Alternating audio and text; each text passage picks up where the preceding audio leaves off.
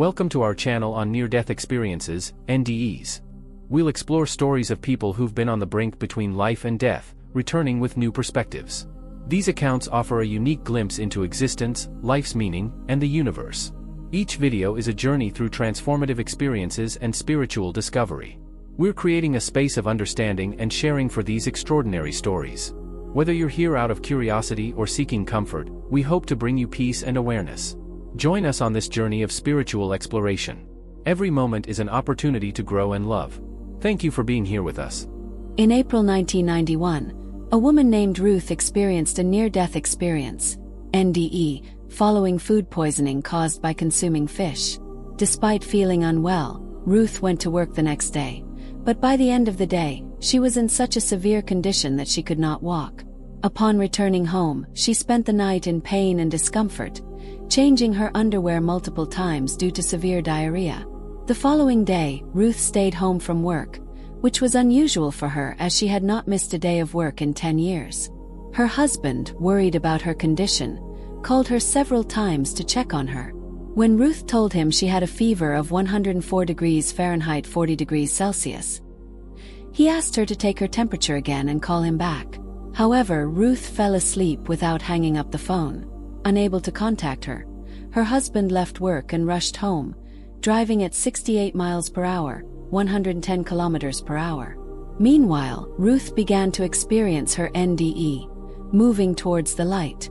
During this experience, she encountered her mother and brother, both of whom had died 5 years earlier.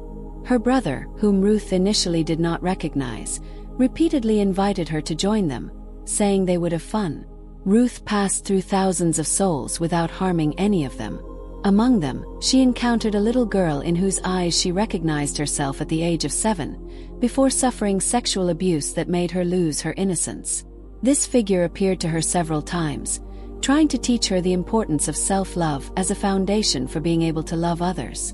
Ruth's mother, present during the experience, did not speak to her, merely looking at her through a sort of mirror.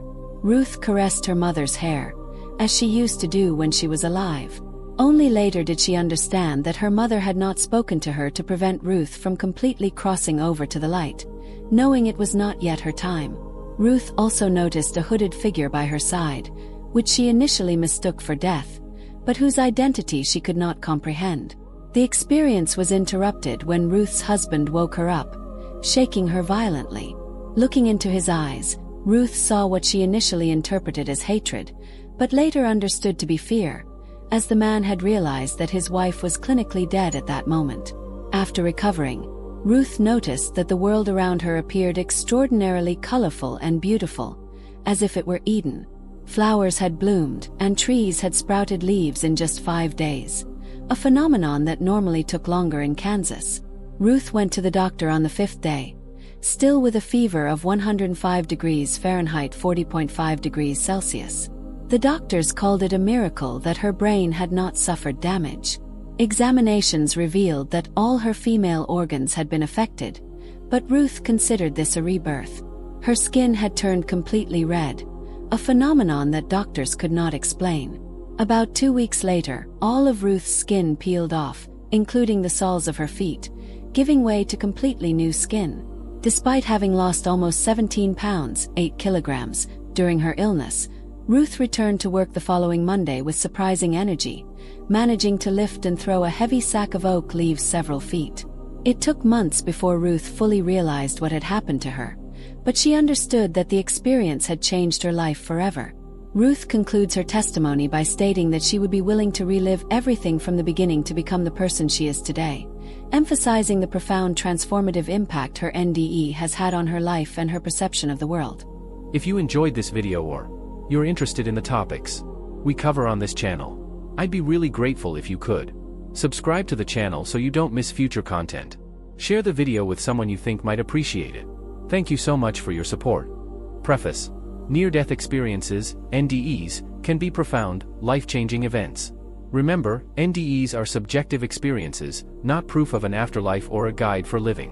Channel purpose: this channel shares NDE stories and information, providing a platform for open discussion without promoting specific beliefs. Disclaimer: This content doesn't replace professional medical or psychological advice.